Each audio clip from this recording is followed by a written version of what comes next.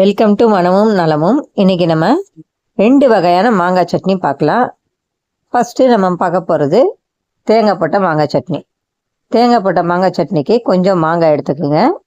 அந்த மாங்காவை கொஞ்சம் தோலை சீவிட்டு எடுத்துக்கணும்.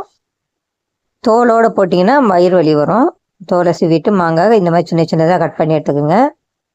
இது கூட ஒரு 4 பச்சை மிளகாய் சேர்த்துக்கோங்க. 4 பச்சை மிளகாவை உடச்சி இந்த மாதிரி போட்டுக்கோங்க. அப்போ தான் அரைக்கும் போது ஈஸியாக இருக்கும். அதுக்கப்புறம் ஒரு கைப்பிடி அளவு தேங்காய், துருவின தேங்காய் எடுத்துக்கிறேன் நான்.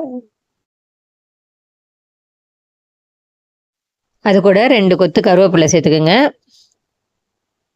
கொஞ்சம் கொத்தமல்லி, இந்த அளவு இருந்தால் போதும். இந்த அளவுக்கு கொத்தமல்லி சேர்த்துக்கோங்க. சால்ட்டு ஒரு 1/2 டீஸ்பூன் சேர்த்துக்கோங்க. இதை அரைச்சிட்டு வந்துடலாம். நம்ம இப்போது கொஞ்சமாக தண்ணி ஊற்றி அரைச்சிக்கோங்க. பாருங்கள், அரைச்சிட்டு வந்தாச்சு. இதுக்கு ஒரு கிணத்துல மாற்றிக்கிட்டு ஒரு தாளிப்பு போட்டுடலாம். ஒரு சின்ன கடாயில் ஒரு 2 டீஸ்பூன் எண்ணெய் விட்டுக்குங்க. எண்ணெய் காஞ்சிடுச்சு, கடுகு சேர்த்துக்கலாம். கடுகு பொரிஞ்சிடுச்சு. இப்போ கருவேப்பிலை சேர்த்துக்கலாம். கருவேப்பிலை நல்லா பொரிஞ்சு வந்துடுச்சு. இதை எடுத்து நம்ம சட்னியில் சேர்த்துடலாம். ரொம்ப சூப்பரான தேங்காய் போட்ட மாங்காய் சட்னி ரெடி ஆயிடுச்சு. அவ்வளோதான். அடுத்தது நம்ம தக்காளி போட்டு மாங்காய் சட்னி எப்படி செய்கிறதுன்னு பார்க்கலாம் வாங்க. மாங்காய் சட்னி செய்கிறதுக்கு ஒரு 2 டீஸ்பூன் எண்ணெய் விட்டுக்கலாம். எண்ணெய் சூடாகட்டும். எண்ணெய் காஞ்சிடுச்சு. வெங்காயம் சேர்த்துக்கலாம். நான் ஒரு பெரிய வெங்காயம் சேர்த்துக்கிறேன்.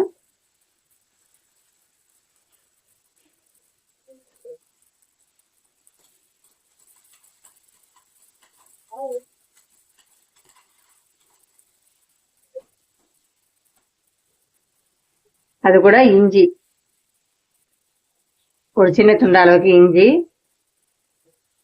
பூண்டு ஒரு 10-12 பல் அளவுக்கு பூண்டு, எல்லாம் கொஞ்சம் வதங்கட்டும். வெங்காயம் கொஞ்சம் வதங்கிடுச்சு. இப்போ நம்ம பச்சை மிளகாயும்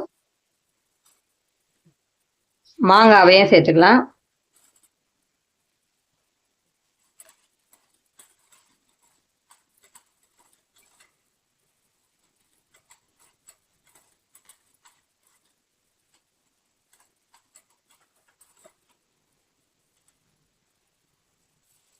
மாங்காய் கொஞ்சம் வதங்கிடுச்சு. இப்போ நம்ம தக்காளி சேர்த்துக்கலாம். நான் ஒரு 4 தக்காளி எடுத்துக்கேன்.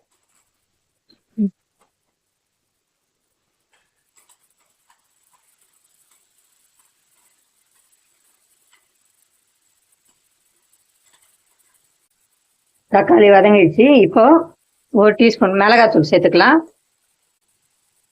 உப்பு 1 டீஸ்பூன் சேர்த்துக்கலாம். ஸ்டவ் ஆஃப் பண்ணிடுங்க. அந்த சூட்லேயே மிளகாத்தூளோட பச்சை வாசனை போயிடும்.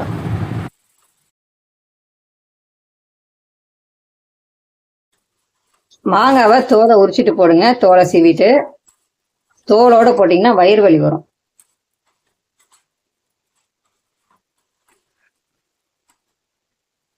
இப்போ இதை நல்லா ஆற வச்சிடலாம். மிக்ஸி ஜாரில் சேர்த்துக்குங்க. வதக்கினதெல்லாம் இதை நம்ம அரைச்சிடலாம். ஏற்கனவே நம்ம 1 டீஸ்பூன் உப்பு சேர்த்துருக்கோம். இப்போ அரைக்கும் போது ஒரு சால்ட் 1 டீஸ்பூன் உப்பு சேர்த்து அரைங்க. புளிப்பு இருக்கிறதுனால உப்பு சரியாக இருக்கும். சட்னி அரைச்சிட்டு வந்தாச்சு. இப்போது இதில் கொத்தமல்லியை சேர்த்துக்குங்க. இந்த கழுவுன கொத்தமல்லி இலையை கொஞ்சமாக, ரொம்ப தேவையில்லை, கொஞ்சமாக போட்டு சேர்த்துக்குங்க. இதை அரைச்சிட்டு வந்துடலாம். அந்த கொத்தமல்லி ரொம்ப அரைஞ்சிடக்கூடாது, லைட்டாக தான் அரையணும். அந்த கொத்தமல்லியோட தலை லைட்டாக தெரிஞ்சாதான் அது சாப்பிடும்போது நல்லா டேஸ்ட்டாக இருக்கும். கிண்ணத்துக்கு மாற்றிடலாம். பாருங்கள், சட்னி சூப்பராக ரெடி ஆயிடுச்சு. இப்போ இதுக்கு ஒரு தாளிப்பு போட்டுக்கலாம். தாளிக்கிறதுக்கு ஒரு 2 டீஸ்பூன் எண்ணெய் விட்டுக்குங்க. கடுகு உளுத்தம்பருப்பு ஒரு 1/2 டீஸ்பூன் சேர்த்துக்குங்க. கொஞ்சம் கருவேப்பிலை. ஆஃப் பண்ணிடலாம் ஸ்டவ்வை. இதை சட்னியில் சேர்த்துக்கலாம். தாளிச்சதை சட்னியில் சேர்த்துக்கலாம். பாருங்கள், அருமையான மாங்காய் சட்னி ரெடி. 2 வகையாக நம்ம மாங்காய் சட்னி செஞ்சுருக்கோம். அந்த 2 மாங்காய் சட்னியும் நீங்கள் ட்ரை பண்ணி பாருங்கள். ரெண்டுமே சூப்பராக இருக்கும். ஒவ்வொருத்தருக்கு தக்காளி சட்னி மாதிரி செஞ்சால் பிடிக்கும், ஒவ்வொருத்தருக்கு தேங்காய் போட்டு செஞ்சால் பிடிக்கும். உங்களுக்கு எப்படி விருப்பமோ அப்படி செஞ்சு சாப்பிட்டு பாருங்கள். சாப்பிட்டுட்டு எனக்கு கமெண்டில் சொல்லுங்கள் எப்படி இருந்ததுன்னு. அதே மாதிரி ஒரு சூப்பரான டிஷ்ஷோட நெக்ஸ்ட் வீடியோவில் நம்ம பார்க்கலாம்.